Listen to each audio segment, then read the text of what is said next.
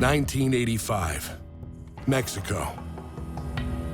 The Guadalajara Cartel, one of Mexico's largest and most brutal drug trafficking organizations, falls apart.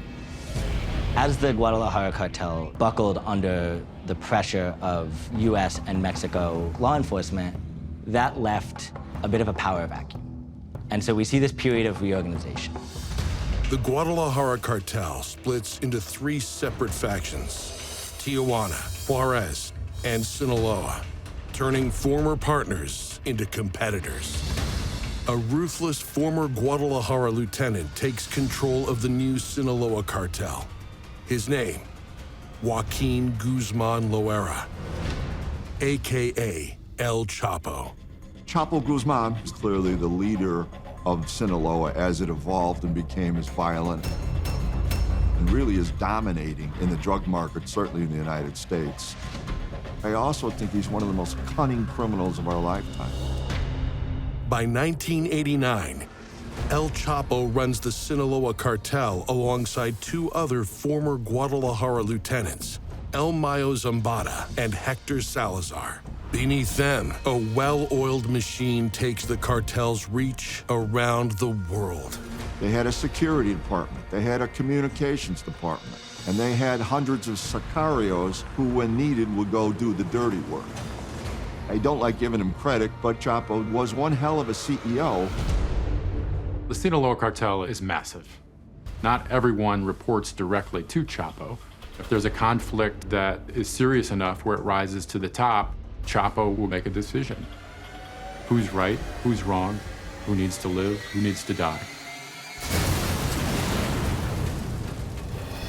The Sinaloa Cartel's swift violence works hand in hand with their strategy to deal with law enforcement.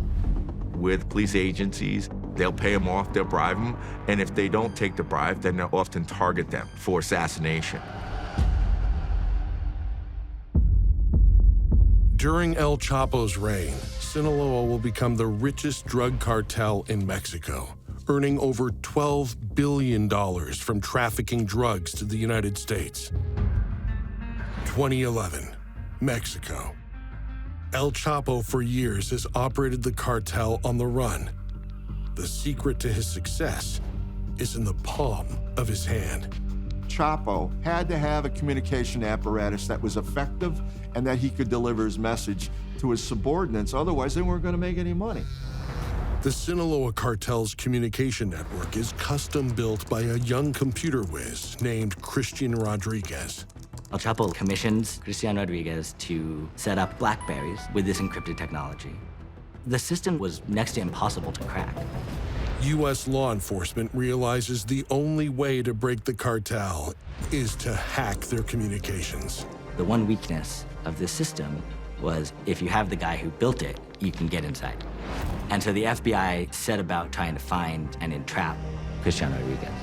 The FBI track and secretly record the young encryption expert bragging about his work for the Sinaloa Cartel. They tell him, look, man, we gotcha. And Christian, after a few hours of interrogation, cracks. Rodriguez agrees to give them the key to the software in exchange for immunity from prosecution. Suddenly, federal agents of the United States have access to all of El Chapo's communications. Before you know it, we're painting this picture of Chapo's inner world and actually his true organization that he's running. Was he moving drugs? Yes. Was he moving money? Of course. The Sinaloa Cartel's communications reveal the extent of their global empire and the secret partnership fueling their fentanyl production. We started seeing Chinese groups and different factions of these gangs collaborating with the Sinaloa Cartel. They were primarily bringing in the chemicals that they needed to produce fentanyl. And by hacking cartel members around El Chapo, U.S. law enforcement is finally able to track Sinaloa's elusive leader. We would identify, well, who's making contacts, who's paying bribes, who's receiving money, who's delivering money to him. And it changed our ability to infiltrate him very quickly. But with El Chapo constantly on the move, it takes years to pin down his exact location.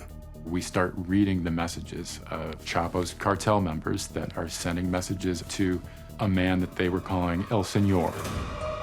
My partner and I were like, the communication stops here, and he's right here. We were essentially staring Chapo in the eye. After several near misses and escapes over a 2-year period, El Chapo is captured for a final time on January 8th, 2016, and extradited to the United States. The fact that we were able to bring this bigger-than-life criminal leader to face justice in the United States, it basically said if we could do that with him, then we could do that with anyone. 3 years later, Joaquin El Chapo Guzman Loera is found guilty on 17 charges in the United States District Court of New York. He's sentenced to life plus 30 years and imprisoned in ADX, the most secure prison in the United States.